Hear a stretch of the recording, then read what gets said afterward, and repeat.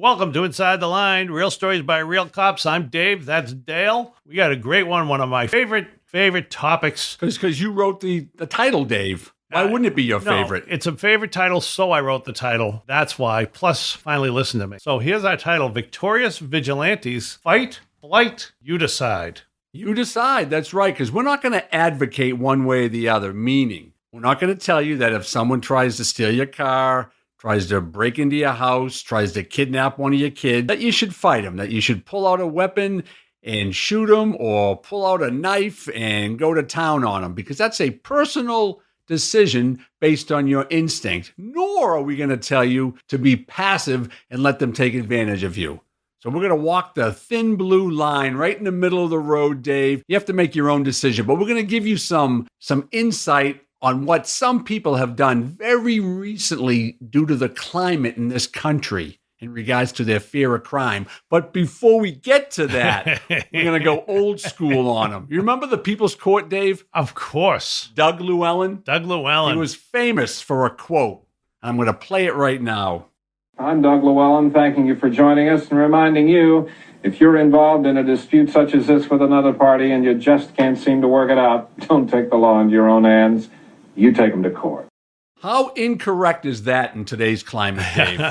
No one has any faith in the court system anymore because they're letting all the maniacs out. People are shooting people. They're stabbing people. They're going into schools shooting people. Yeah. And they're getting released either on bail or no bail, or the courts aren't even prosecuting them. They're just dismissing the charges before they even go to trial. Yes. Yes, so yes, you're lucky, Dave. True. I'm looking at a lucky guy across the table from me. You can do whatever you want, Dave. I wish that was true. But as we know, it's a good point. It's a good point. There's a lot of things that you can do, and the courts are either they're going to deem it not worth prosecution, certain types of crime, certain dollar amounts. And then there are other things where, we've seen cases where somebody just gets in and you think to yourself, there's no way that person is getting out. And the next thing you know, they're on the streets. So not only has the average citizen, the person on the street, this is where these crimes are happening, street crimes, street level, they have lost faith in law enforcement agencies, especially in the big cities, Chicago, Baltimore, Los Angeles, New York. The list goes on. How about Boston? Well, I think Boston's pretty good right now. Okay. What's happening is that cops in these big cities are overworked, they're stressed out, they're underappreciated, so they're leaving, they're resigning, and they're going to smaller, lower crime communities. So places such as New Orleans has a total of 2,000 officers that they can have on their department. Mm-hmm. I don't know how many they have right now. They can have 2,000. They can have, they're allotted 2,000. And how many do they? Around 500. That's amazing. They're all leaving. They're either resigning, they're quitting, and they're going to smaller towns where there's less crime, more money, less aggravation. Less danger. Less danger, you would think. Absolutely. Yeah, that's amazing. Absolutely. And the crime rate in the last couple of years coming up. I was going to say, post-pandemic. Post-pandemic, big bounce for whatever reason, mental health issues, people being cooped up and haven't been causing trouble for all that time, and now they want to get it all out of their system. They're all primed up, baby. They got a couple of vaccines in them, and they're ready to go. The vaccine is making people criminals. Yeah, the murder rate up 30%. Street crime, assault and batteries, armed robberies, smash and grabs, shoplifting, things of that nature. They're all up, and all those contribute to the fear of crime. So the average person is afraid, and they're taking matters into their own hands, Dave. That's where you get the term vigilante. Right. And this is something, and I just want to go back to our disclaimer. We are officially telling you that we're not going to take sides, even though you're going to hear us cheering for certain things as we talk about these cases. But in general, we're going to say we're split. We actually agree on something. Dale and I agree on the fact that in terms of vigilantism, we'd say this. We're not necessarily advocating that we all become George Zimmermans and patrol our neighborhood watch and armed to the teeth and ready to shoot teenagers. But at the same time, we're both big fans of Batman. So somewhere in the middle. Yeah, we're right in the middle. But you want to know that there's one possible positive outcome of this. What's that? That sex crimes. Well, yeah, are kind of, well, it's not positive, but sex crimes it's not a negative increased trend. Right. Over the years. They're kind of pretty much stick at a certain level. But some of the arguments on even why sex crimes have kind of remained the same over the years, one argument, not necessarily supported 100% by academia, is that pornography. All the pornography you could ever want to watch on TV, on the internet, wherever you want to watch it, you can do it in the comfort of your own home, David. You don't have to walk out of the house and stalk the kids coming off the bus stop. You don't have to go down to the beach and expose yourself to the kids, because all your sexual fantasies, Dave, can be met in your own home. A theory, by the way, that runs contrary to the previous theory. The other theory is that sex on TV, the sex that we have access to on the media is so overwhelming. It is actually fueling the fantasies and fueling the negative behavior of the sex offenders. Yep. So it's actually a detriment to sex offenders. As a child rights advocate told me years ago, it used to be that if you had an urge, a sexual urge towards children, you were alone in society. And if you wanted to find a like-minded individual, you'd have to go to some pretty dark places. Now you just have to go into your mummy's dial up on the internet, go to your mummy's basement, turn on your computer, and you'll find people who agree. Absolutely. As for sex crimes, they're kind of remaining at a certain level. But then again, with sex crimes, only 25% are reported to law enforcement anyway. So there's this unknown factor out there, how many there actually are. Vigilanteism is up. People. Well, is it up, or is it just kind of these just stories that we're hearing I think about? the fear of crime. People are taking matters into their own hand, and they're going against Doug Llewellyn. Don't take him to court. Try him right on the street, baby. And a lot of the people we're going to talk about today, they've tried them, and they found out that these people that tried to hurt him were guilty. And the first one is Des Moines, Iowa. I was in Des Moines, Iowa a couple of weeks ago. I was at this particular grocery store, Hy-Vee in Des Moines, Iowa. A couple of young ladies met up in the store. You were there for this? I wasn't there for that particular one, but I was in that store a week or two prior to that, Dave. I was down there visiting friends, and I was shopping for some vittles. Some groceries. Some vittles. For my stay down there. So you were making the trip to visit someone in Des Moines, and you were getting your vittles. At Hy-Vee. For Jethro and Ellie Mae and, absolutely. And Granny. They must have came out of church. They had a bad day in church. They had some sort of a disagreement in the store. One of the ladies came up behind on the other lady, put her in a chokehold. Well, unbeknownst to her, she was packing. She had a small firearm in her purse. She pulled it out and she shot the lady in the leg. The round ricocheted and hit some innocent guy who was there front row watching a lady fight. Nothing better than two ladies going at it, Dave. So he got shot, she got shot, and guess who got arrested? Oh, the aggressor, the attacker, right? The one who came up from behind and tried to choke the lady. Yeah. She got arrested. Not the lady who was out there shooting like the wild, wild west in the Hy-Vee frozen food aisle, Dave. Now, to answer the question that our cop friends out there are probably asking, that didn't look like a deadly force situation. Pulling out that handgun is deadly force. Although the lady didn't die, she was just being assaulted. That really doesn't rise to the level of deadly force as far as law enforcement goes. Yeah. So is there a double standard happening? That's the question we're asking here. I feel badly for the male onlooker.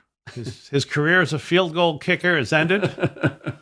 All he wanted to do is just watch a couple of women fight. Nothing better than a girl fight, Dave. They're very unpredictable. The arms are going everywhere. They're pulling hair. They're kicking. They're scratching. They're doing all sorts of stuff. That's a good point. No rules, baby. It is kind of unpredictable. Absolutely. Is a fight between women less predictable than a fight between men? No, men are going to stand up and they're usually going to throw somewhat normal straight punches, and they're going to have some sort of a stance to them, and they're going to look like they know how to fight, most of them. Yeah. As for females, they're so unorthodox. A punch or a kick can come from any angle. You can get caught blindsided and not even see it coming. Really? Absolutely. So if it happened so to don't fight a girl. Did you ever find this happen to you during your law enforcement career? I've broken up female fights, and they're very dangerous because you got to watch for everything's going to be swinging at you. All sorts of weird angles. Yeah. So and you just tase them, Dave. When in doubt, tase them. Tase them. And so these two women, so it's a good point, the deadly force thing. That's pretty interesting. I don't know. Is that if you're a civilian, well, we know this. The standards for civilians and the standards for law enforcement personnel, for the exact reason you just described, the fact that they don't have experience. They don't have experience in fighting. Cops have a lot more training in the use of deadly force, so they need to be more selective. Right. When and how they use it. Higher standard. They're Absolutely. They're not involved in emotional altercations. You would hope not. This thing, and this is so funny, on a Sunday morning in the grocery Right out of church, store, Dave. in the grocery store. Grocery store. What were they so mad about? I have no idea. And they I didn't have say. no idea. Usually there's like in the Just story. a random encounter, Dave. That happens in life. Random crime. Very unpredictable. You never know what's going to happen. Yeah. You're always going to be alert, Dave. You gotta be alert. Always have your sidearm oiled up. Always have the bullets shined up. Make sure you got that knife sharpened up, Dave. That's horrible. Let's go to Houston, That's Texas, horrible. because none of these stories are getting any better. I hope the guy's This is foot the tone. heals. So a father, it's around 2 a.m. Actually, it was around 12 a.m. Yep. Father, his wife, 2 kids, 2 babies in the back seat of the SUV. They pull up in front of their house. They open the doors. Boom, they get rushed by 4 teens. They try to jump in the car. They try to overpower the father, trying to steal the car. Father pulls out a gun, shoots one of the teens. No harm, no foul, Dave. Don't mess with parents with their kids. Well, it's going to say it's 12 a.m., which means that they've just come in from a family trip or from an probably visiting grandparent. You wouldn't be out to dinner that late. But whatever it is, you're coming in, you get your kids there. Yeah, you've got to be. Let's say this: what kind of nitwit thinks that they can rob a man when he's with his family? Absolutely. The worst person to try to assault would be a parent with their children. Right. It's like a bear.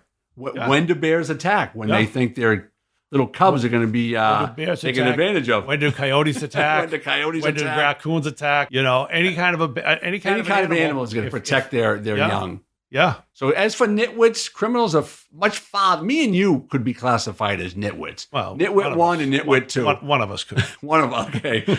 Criminals are just sadistic. They're evil. They're plotting. They're very primitive. So they don't kind of fall into that category. You need to just kind of be prepared for any type of scenario or any type of outcome with a criminal. And like I said, this father took matters into his own hands, and he took one of the kids out. The kid survived. And how do you think they caught him? How do you think they caught the kids?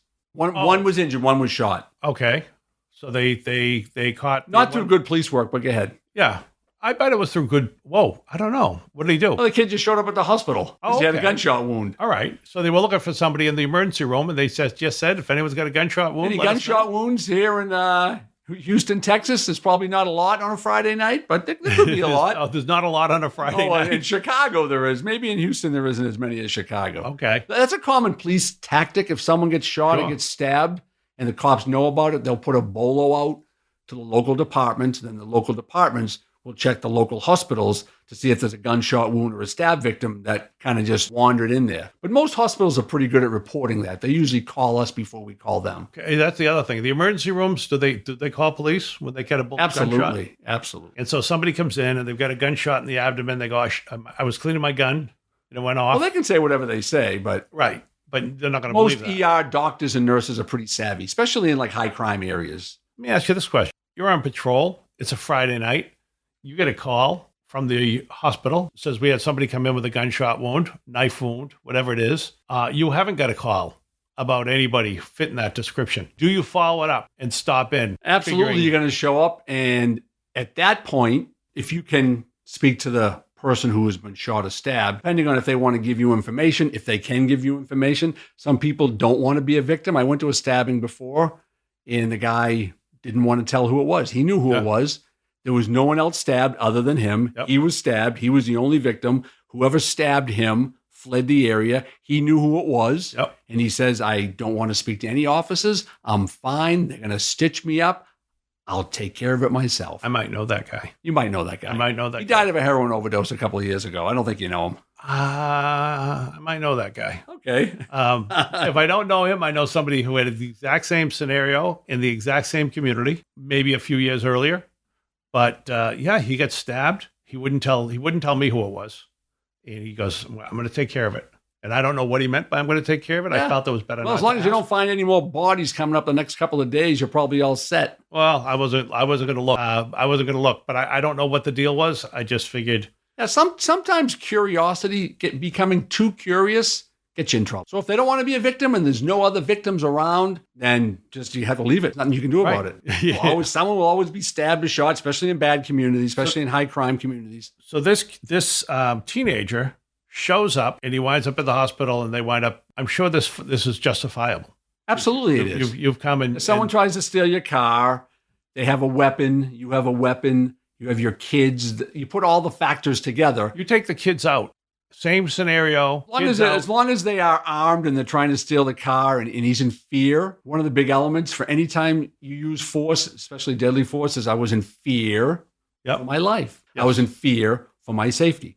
That's always the same in any aspect, whether it be a civilian, Dave Rattigan, in fear for his life or his safety. Always in even fear. In law enforcement. That's one element of using deadly force or force in general. You're in fear. I'm always in fear. I'm always afraid. I'm afraid right now. Yeah, me too. Me too. I'm glad you're not armed. All right, what else we got? This one's a good one, Dave. You're gonna love this one. I'm kind of up in the air on this one. You're up in the air? Yeah, it's in Las Vegas. A smoke shop owner stabs a guy a few times when he comes in the store. You got to listen to the audio. All right. I had to assume they had a firearm, so I just wanted to make sure that I could protect myself. Did you see it? No, I did not see it, but I couldn't take that chance. One person tries running off with the tip jar. Another jumps over the counter. This is when the owner attacks. I'm dead! Don't let me die, sir. Calling emergency services. Sorry, this wasn't my idea. Please don't let me die. Newen says he believes he stabbed the robber 7 times. I didn't think he planned on getting stabbed that day, obviously, but if you try robbing a store, you're taking that risk, right? Like, this is a small business, obviously. That guy is so proud. To me, he sounds cold-blooded. Sounds stone cocky. cold is what he sounds to me. He sounds cocky. He's probably been robbed a few times. Maybe he's just been thinking about it for a long time. Just like that kind of planning. If someone tries to come into his store and steal a bucket of change and another kid jumps over the counter, he grabs a knife and goes right after the kid who went over the counter. Yeah. They did have a mask on, and it wasn't a COVID mask, Dave. It wasn't a COVID mask? No, but they were all juiced up on the COVID shot, though, so that's another thing we got to look at. You think crime as it relates to people who got the COVID shot. Yeah, that's a good point. The vaccination makes people very aggressive. Absolutely. And the high cost of groceries post-COVID has made people even more pissed off.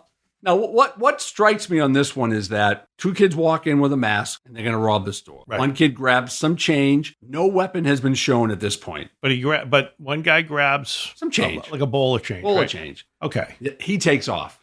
Okay. The other kid jumps over the counter. No weapon shown. And once he jumps over the counter, door clerk has a knife in his hand that he already grabbed. They show that on video. And he runs right to the kid, 5 or 10 feet, stabs him 7 times in the upper torso. Proactive. And you hear the kid, I'm going to die. I didn't mean to do it. To me, I'm looking at it. The store owner went to deadly force right away. Yeah. There was no weapon.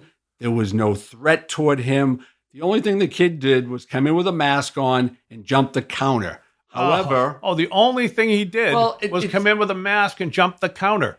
But can you use deadly force for that? That's my question. I'm just throwing that out there. Why not? Well, this is like the bodega in New York. And want to know what I said to you? I'm going to go, I would like to replay the bodega. I said to you, Dave, now this bodega one, after speaking to you after 5 minutes, I did agree with you. Yes, elderly gentleman, tough street kid, gets stabbed by the bodega guy. Initially, I was on the fence, but then you convinced me. I said, all right, everything's good. But I also said to you, I go, you got to watch out, Dave.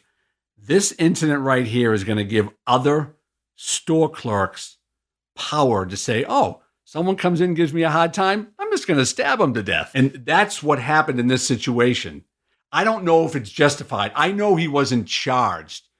Yeah. But I'm looking at it. Does it really meet the test of the use of deadly force? I don't know. Here's where it's a tough one. Somebody comes into your store with a mask on. I think that's a pretty good indicator of intent. His buddy steals something. Now, granted, stealing a bowl of change could be, like a petty theft. Pretty much. If you're masked, you have a mask on when you do a robbery, it ups the ante a little bit. It does up the ante a little bit. And it also should up the fear in the person you're robbing because, you're brazen. You're not shoplifting. Going in and you're taking by force. And if you jump over the counter, that to me is the second one is jumping over the counter. Coming in with a mask kind of indicates that this is what I'm going to do. I'm going to steal from you. Going over the counter means I'm going to harm you. At that point, to my mind, does he have to wait till till the bad guy pulls out a weapon on him. Does he have and to wait gets till he's stabbed? dead? Does he have No, to I wait till he's understand. dead or Yeah. dying before he defends There's two himself? arguments here. There's not two arguments. There's one simple Well, there's two argument. rational arguments. Well, it doesn't matter. There's one argument that really makes sense, and that is that if you jump over the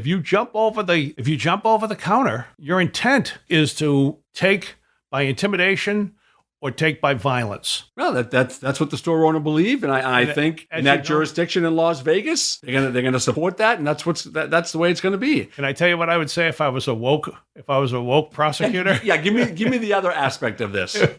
She jumped over, and that was an indicator there was going to be violence, there was going to be the intimidation, or he was going to say bad words. There you go. And as we know, bad words are violent. This is where things are going because people are afraid. Like I said, they're afraid because the courts aren't helping and the cops aren't helping. What's that got to do with the courts or the cops? The guy jumped over the counter. He was there. What I'm was saying in the is moment. that if you watch the news all the time, if you watch Fox News or any other news that is showing all this violence, you're more aware of what's happening. Then again, you're more aware who's not out there to help you. You're on your own. If you feel as though you're on your own and no one's going to help you, to include law enforcement, you're going to take matters into your own hands. And that's where vigilante justice begins. I support this behavior 75% of the time, Dave. All right. Absolutely. 75% of the time. I think it's a little unreasonable what a cop should have to put up with. And I understand. Because if a cop did that, that cop would be indicted. He'd be hung out to dry and then there'd be rioting in the streets. If a cop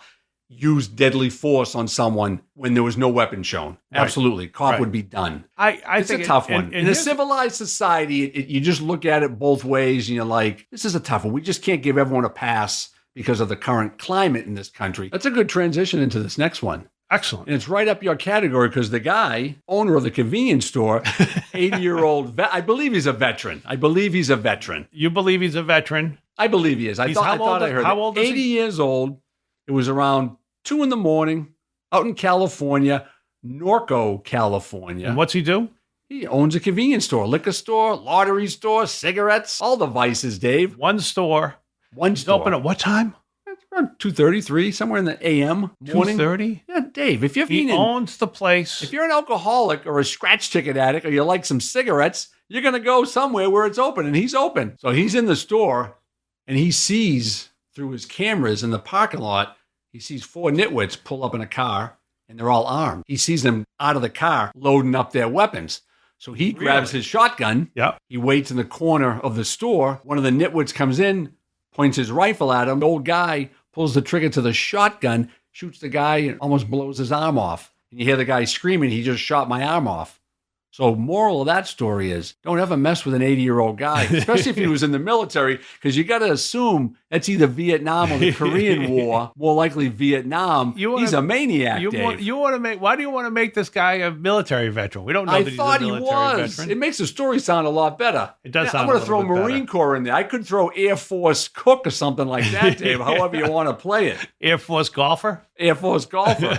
So they take off, and where do you think they found the victim? Yeah, the hospital. Hospital. Yeah. They found the victim and his 3 buddies. You know when they don't go to the hospital, by the way? When they're dead? No, well, that too. That too. But the other one is if they're, and I know this from TV, they all have to go to the hospital if they're hurt, unless they're a high-profile, powerful, bad guy, in which case they go to the veterinarian's office, and they bring they wake up the veterinarian, and they point a gun at him, and they make the veterinarian take out the... Well, they do a little southern medicine. Someone just burns a knife, and they cauterize the wound. They pull out the bullet and call it a night. Okay, so they're all arrested, Dave. And kind of the caveat to this, the funny aspect of it, so they're charged with armed robbery, assault and battery, weapons charges, and they threw on elder abuse. They abused an elder. I think he did a lot of the abusing, to be honest with you. Well, it turned out he did, but they probably, if they had cased the place out, they may have made the mistake of thinking that this old guy was not going to put up much of a fight because he was an old guy. Absolutely. Little do they know. Yeah, I would never. If somebody's really old like that, that they didn't get where they are by being soft. Criminals, street criminals, a lot of people think that street criminals are intelligent, but most of the street criminals that I've met in my career, tactically, they're stupid. Yep. They do a lot of stupid, impulsive things. They're violent and they're dangerous, but they're not tactically proficient. Meaning, that's why when I looked at this old guy, he's tactically proficient. He knew he couldn't go anywhere. So what did he do? Whenever you think you're going to get ambushed Yep. You attack an ambush. That's a military tactic. If you see an ambush coming, he knew he was going to get ambushed. He knew they were going to bum rush him, just come in there and try to overpower him. So what did he do? He attacked the ambush. He hid a little bit in the corner. The minute they came in, boom, he took the first shot and he blew their confidence out the window. He disrupted the ambush and they took off. That's a military tactic. And it's funny. Attack the ambush. Remember that. Attack the ambush. I like that. Absolutely. I gotta think about that. I gotta get myself a double barrel shotgun. Oh yeah, why not? Just for the hell of it. Yeah. Let's go back to Chicago because last week You love Chicago. during the carjacking episode, Chicago might be your favorite city in the U.S. Well, it really helps this podcast because there's a never-ending amount of violence and just sadistic, chaotic behavior. 4 teens break into a Southside woman's car. She's there. She's in the car. They break in. They try to drag her out. They are armed. And guess what she is? She's also what? She's Armed. from Chicago. She's also armed. Legally armed. She have a knife? Oh, she has a gun, a handgun. Beautiful. And she's legally armed, which isn't too common in Chicago. Most people in Chicago are not legally armed. Okay. The kids who were trying to take her car and shoot her were illegally armed. So she shoots one of the kids, shoots him in the neck. The rest of the group takes off. The kid staggers down the street a little bit. He dies. Guess how old he was, Dave? He dies in the street. He dies in the hospital a couple of days later. Okay. They send the meat wagon up, pick him up. Ugh. Probably took a half hour to get there because in Chicago, there's like 10 murders or 10 shootings a night, Dave. Yeah. And out of those 10 shootings, like 3 or 4 of them are murders. So he might be, 5th on the list for the pickup, Dave. How old was the kid? 13. 13. 13-year-old kid. 13. 13 years old. Trying to kill a lady armed with a gun, and they get shot. So this 13-year-old and 3 of his friends try to break in to a woman's car while Try to she's there. carjack her. Carjacking. And he gets... Let me ask you this question, because you've worked with juveniles. Absolutely. 13-year-old with a gun trying this kind of an armed robbery, with a victim who's on scene. Is that kid redeemable? From a 13. law enforcement perspective, Yeah. this scenario right here, where the kid grew up, Chicago, culture in Chicago, probably his family background, his DNA, the group that he hangs with, that scenario right there, I would say, I wouldn't bet a nickel that kid is redeemable. Throw away the key, lock him up. He is all set for a lifetime of crime and victimization. So to let a kid like that out, to give him a pass, to put him in a diversion program thinking you can save him, which social workers, mental health workers, school counselors will believe that is the correct path for that kid. However, by doing that, you're gambling with everyone else's safety because when you let the kid out, whether it's 6 months later or 2 years later, or you let him out a week later, Dave, if he had survived, now is someone else vulnerable to this kid in this group? I say they are. Right. All right. Now, a 13-year-old kid from suburbia, nice community, little vandalism, maybe gets into a fight. Those kids are redeemable because they're not hardcore criminals. This kid is a hardcore criminal. Now, let's take this kid. We'll put him in suburbia. And now he's got a gun and he's trying to steal from a woman who's in her car. Same kid, but just kind of lift him up and just drop him into the middle of the suburbs. Redeemable or not? 13-year-old armed, committing a crime. The only thing that's in his favor is that maybe coming from this part of the country or maybe coming from that type of a neighborhood, maybe a middle class, upper middle class neighborhood, maybe his DNA bloodline is a lot better than this other kid from Chicago. He's carrying a gun at 13. But what I'm trying to say is that I say the term maybe this kid has a better chance of going the route of rehabilitation. However, would I feel comfortable knowing that this kid did some community service or was in like a boot camp program and he came out and he lived a couple of doors down from me? I wouldn't feel comfortable with that kid, whether it be a bad neighborhood or a really nice neighborhood. Because I think that type of behavior is kind of inbred. It's in your DNA. It's not like you made a bad mistake. Shoplifting is a bad mistake, Dave. Right. Selling drugs is a bad mistake. Right. Armed robbery, trying to rob someone, potentially shooting them. That's kind of a DNA type thing that's in your blood. It's who you are. You're just an evil, sadistic criminal. I don't think you can take that out with 6 weeks of boot camp and painting and working on a farm or some bullshit like that. Hey, let me ask you this question. Yes. How many juveniles would you say you worked 5 years? 2,000 kids. 2,000 kids. Probably, Of those 2,000 kids, how many do you think you said to yourself, this kid's got no chance, he's going to be a criminal? And and versus this kid might get out of this Probably life. 1,990. There's literally like about 10 kids that I can think of that you look at and say, yeah, this kid might have a chance. And of those kids that you would think might have a chance, how many of them that you know of? I think for the most part, those kids like that, because I was in touch with a few kids like that. One of them turned out to be a top-notch comic. Really? Absolutely. I just forget his name at the moment. I know you know him. I just can't think of his name. Oh, Because you caught me off guard with that question. I know who it is. Yeah, we won't say his name, but Jerry Seinfeld. Jerry Seinfeld. Yeah, top-notch comic out in Las Vegas. Got his start at a DYS program in Middleton, Massachusetts, back in the 90s. I know at least one from foster care, but I don't know that he got. You know the rule of thumb with criminals, Dave, is that some of them may want you to feel bad for them because they may look innocent. Yeah. However, it's that look of innocence that puts you at ease, that gives them the ability to manipulate a situation, whether it be a carjacking, a sexual assault, a robbery, whatever the case may be. Because you look at them and they say, oh, that's a nice kid. The other kid looks like a nice kid. He's 12, 13 years old. He's not going to do anything. Come on in, kid. You got to use the bathroom or something like that. You got injured. Boom, boom, boom. Opens the door. 4 other nitwits come in. They're armed. They sexually assault you. They rob you. Whatever they do. I don't have a lot of sympathy for young, hardcore criminals.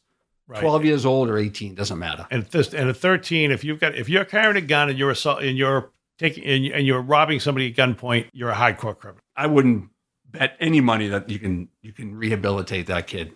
But however, we have a good story because we got a good 12-year-old coming up next and last, Dave. Oh, good. This is a good kid. This is the kid. Last story? This is the kid you want as your grandson, Dave. All right, good. Goldsboro, North Carolina, 12:43 a.m. 2 men forced their way into an apartment. There's some sort of a scuffle. The grandmother gets shot by one of these 2 men. What a creep. What a creep. Absolutely. Creep. However, her 12-year-old grandson, armed legally with a weapon, the family shotgun, Dave. North Carolina. The family shotgun passed down through generations. He loads the gun, shoots the guy. Khalil Herring, age 19, gets shot. He's found down the street and dies at a local hospital that night. There you go, Dave. That's a feel-good story. That's a feel-good story. That's legal as can be. Yeah. Someone breaks into your house, tries to assault you, tries to rob you, tries to harm you. Obviously, they shot the grandmother. Yeah. This kid has a legal right to defend himself and his grandmother. Yeah. Yeah. That's an easy one. That's cut and dried. That's the kind of vigilantism we can all get behind. Yeah, that's kid's the poster child. If there's a vigilante website or there's a poster for Vigilante USA, that's the kid you want representing all the vigilantes. Opie Taylor just coming out to shoot because somebody shot in. And you want to know what this kid, 12 years old, there's a job opening in Uvalde, Texas, Dave. They're looking for a new police chief. Send this kid down there, and guess what? This kid would have led the men right into the school and took out that maniac a few months ago. That's horrible. That's horrible, that Uvalde thing. That is a pretty good example of where you would say the vigilante is not even going to be questioned. Absolutely not. He's protecting his grandmother. There's one thing that will always protect us from a bad guy or 2 bad guys with a gun. What's that? That's a 12-year-old with a 12 gauge. Those were good. I'm almost now. In general, what's the problem with vigilante? If you're in a situation and you want to take matters into your own hands, what's the problem with that? If you're a civilian, from a cop standpoint, is probably your justified use of deadly force or excessive force. Are you in the right to use deadly force? And the law is very difficult to understand for cops, and it's also very difficult to understand for the average human who's in a stressful situation. So that's the big issue with any type of force is, are you justified to use it? So if somebody doesn't return a library book and then comes in to take out another book from the library and the librarian shoots them, I would say she probably should have started with pepper spray, worked her way up the continuum, gone to taser. And if the taser doesn't work and the kid's a real smart ass, give him one to the leg, Dave. See what happens. Give him one to the legs until he pays that library fine. All right. As always, we're very informative and people have learned something from us. And so we will tell you, next time you shoot somebody and kill them, drag them out to the street, make sure there's a trail of blood, maybe shoot your grandmother, so that they'll think that you were just offending the grandmother. Yeah, and then you'll be all set. Is that right? Is that what we were teaching That sounds today? good, Dave. You sound like a great defense attorney. You should be getting 1,000 phone calls after this podcast. I'm gonna go to law school. I'm gonna advertise myself as woke defense attorney. Woke defense attorney Dave Rattigan. It was white privilege that put my client in jail. I'll work on that one. Anyway, I'm Dave Rattigan. That's Dale Lawrence. This has been Inside the Line, Real Stories by Real Cops. Thank you for listening. See you next week.